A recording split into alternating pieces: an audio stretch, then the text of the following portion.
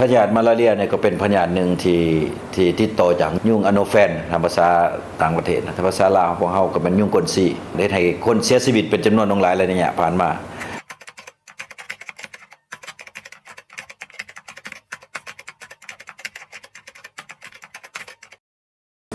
แขวงที่ยังมีพยาธิมาลาเรียเนี่ยมันอยู่แขวงภาคใต้เฮา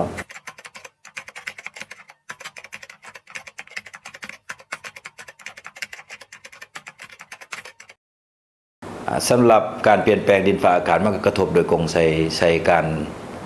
ขยายตัวของยุง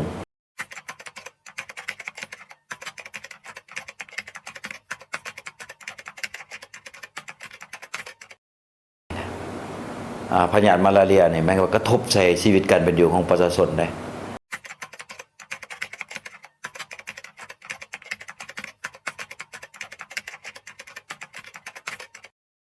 เจ้าณปัจจุบันนี้กระทรวงสาธารณสุขก็คือรัฐบาลมีเป้าหมายที่จะลบล้างพยาธิมาลาเรียในปี 2030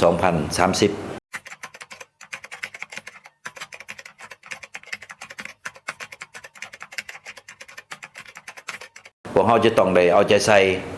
เฝ้าระวังหลังจากพวกเฮาเอิ้นว่าประกาศลบล้างแล้วต้องเฝ้าระวังชายแดนสิได้บ่ให้พยาธิดังกล่าวกลับมาเกิดขึ้นใหม่และระบาดขึ้นใหม่อยู่ประเทศของเราอันนี้เป็นสิ่งท้าทายใหญ่ล่ะนี่นะครับ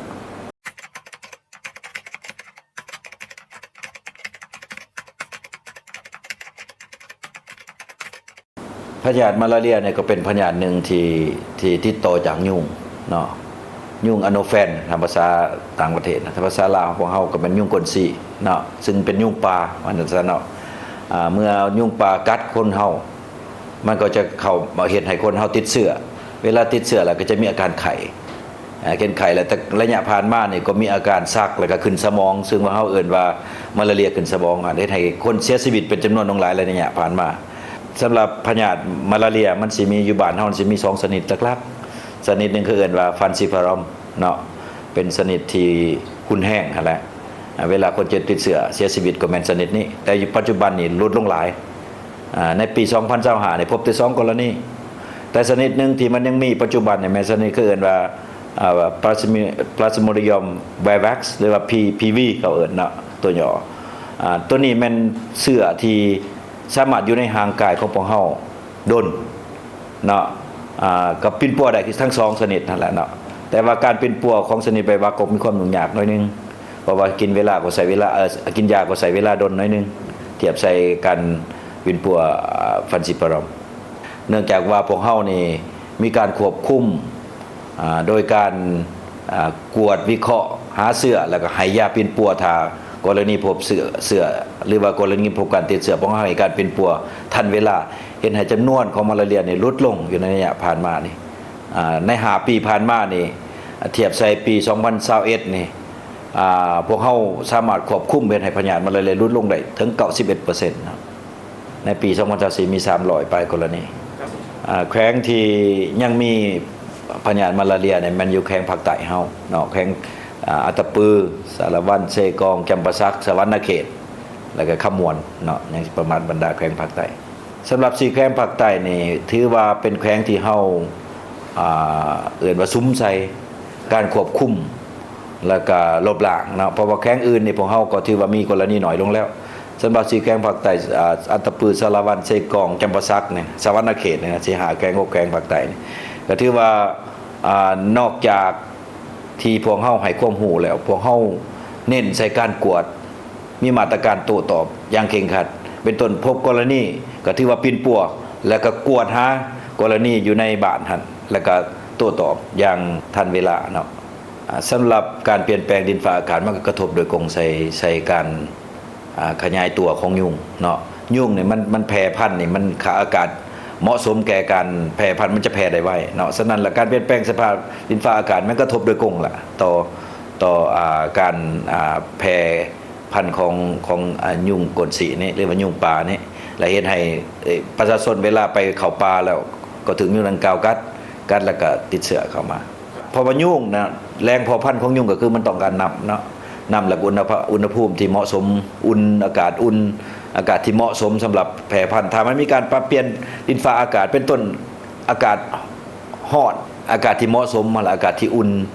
เฮ็ดให้ยุงให้มันสามารถไข่แล้วก็เพาะพันธุ์ได้ไวเนาะเทียบใส่อากาศเย็นๆอากาศหนาวของบรรดาประเทศฉะนั้นยุงมาลาเรียมันจะบ่อยู่อากาศหนาวเนาะส่วนหลายจะอยู่อากาศร้อนสูงให้บรรดาทานก็สิสังเกตว่าเป็นหยังมาลาเรียมันบ่อยู่ภาคเหนือหลายก็สิแม่น1แม่นมันดินฟ้าอากาศนั่นแหละบรรดาทานก็สิได้ยินว่าระยะผ่านมานี่นะพยาธิมาลาเรียนี่แม้ว่ากระทบใส่ชีวิตการเป็นอยู่ของประชาชนได้เป็นต้นแม่นแต่ก่อนนี่คนประชาชนเฮาก็ติดพันครับชีวิตการเป็นอยู่ไปหาหน่อไม้ไปหาสัตว์ป่าเข้าป่าแล้วก็ติดเชื้อกลับมาแล้วก็เป็นไข้แล้วก็เสียชีวิตหลายระยะผ่านมาเนาะแต่ภายใต้การสีนำผ้าของพรรคก็คือกระทรวงสาธารณสุขในการควบคุมพยาธิมาลาเรียเฮ็ดให้มาลาเรียลดลงบ่เสียชีวิตมาหลายปีแล้วสำหรับ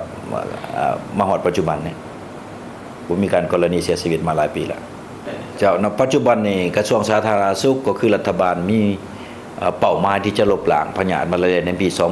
2030เนาะซึ่งบัดเดี๋ยวนี้ก็ถือว่าเร่งรัดกำจัดและเส้นได้อยู่แขวงภาคใต้ของเฮานี่ในปี2030นี่สิบ่ให้มีพยาธิมาลาเรียในสปปลาวเนาะอันนี้เป็นเป้าหมายแล้วก็พวกเฮาก็มีความคืบหน้าอย่างดีเนาะฉะนั้นแล้วสิ่งท้าทายที่พวกเฮาจะประเสริฐนี่นะถ้าสมมุติว่าเฮาเฮ็ดได้ดีแล้วประเทศเฮาก็ติดจอดกับหลายประเทศถ้าประเทศอ้อมแม่ยังมีการระบาดอยู่การติดเชื้อก็ยังสิกลับมาหากับพวกเฮาฉะนั้นพวกเฮาก็สิประเสริฐกับปัญหาดังกล่าวนี่ก็กลับไปกลับมาเนาะฉะนั้นแล้วพวกเฮาก็พยายามเฮ็ดแนวใดพวกเฮาจะต้องได้เอาใจใส่เฝ้าระวังหลังจากพวกเฮาเอิ้นว่าประกาศลบล้างแล้วเฮาต้องเฝ้าระวังชายแดนสิได้บ่ให้พยาธิดังกล่าวกลับมาเกิดขึ้นใหม่แล้วระบาดขึ้นใหม่อยู่ประเทศของเราอันนี้เป็นสิ่งท้าทายใหญ่ล่ะนี่นะครับสำหรับการควบคุมพยาธิมาลาเรียนี่พวกเฮาเน้นใส่การร่วมมือจากท้องถิ่นนั่นแหละชุมชนเนาะเป็นต้นแม่นนักอาสาสมัครบ้านแม่นช่วยเฮาในการพบกรณีสงสัยเขาสามารถกวดพบแล้วก็สามารถปินปัวแล้วก็รายงานมาหาพวกเฮาแล้วก็นอกจากนั้นก็มีครูร่วมพัฒนาเนาะเป็นต้นแม่นองค์การอนามัยโลกองค์การเอิ้นว่า CSO หรือว่าโครงการช่วยเหลือทางสังคมแล้วก็องค์การ NGO ต่างๆพร้อมทั้งการสนับสนุนงบประมาณจากกบฟันนี่เป็นท่าแห้งหลักๆให้แก่พวกเฮาสามารถประสบผลสำเร็จในการควบคุมพยาธิมาลาเรียลดลงได้เป็นอย่างดี